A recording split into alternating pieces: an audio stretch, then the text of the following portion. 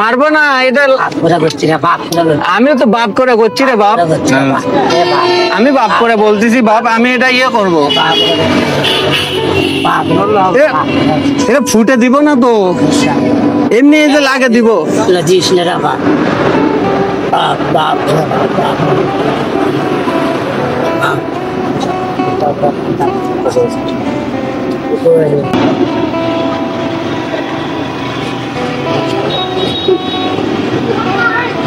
গতকালকে ওনার পরিস্থিতি আরো অনেক খারাপ ছিল।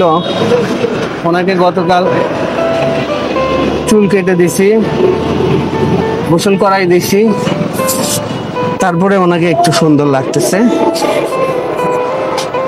পাটা আজকে যদি আবার পরিষ্কার না করি, গতকালকে আমি এটা ব্যান্ডেজ করে দিয়েছিলাম, কিন্তু উনি ব্যান্ডেজটা খুলে ফেলছে।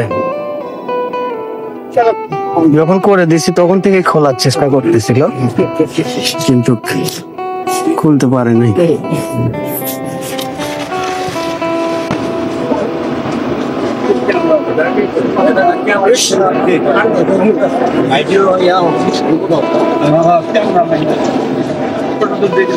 এখন আপনারা যদি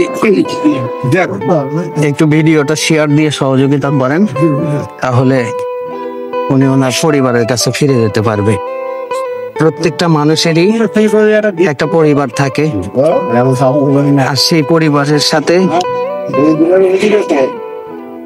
জীবনযাপন পরিচালনা করা এটি একটা প্রত্যেকটা মানুষের একটা স্বপ্ন, দায়িত্ব।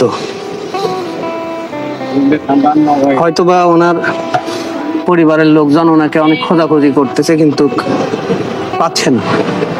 আপনাদের সহযোগিতার মাধ্যমে যদি ওনার পরিবারকে পাওয়া যায়, এর থেকে মহৎ কাজ আর কি হতে পারে। উনি বর্তমানে অবস্থান করতেছেন দিনাজপুর জেলার ঘোড়াঘাট থানার TNT বাস স্ট্যান্ডে। আমি আপনাদেরকে বারবার অনুরোধ করতেছি, আপনারা শুধু ভিডিওটা শেয়ার দিয়ে ওনার পরিবারকে খুঁজে পাওয়ার ব্যবস্থা করে দিবেন।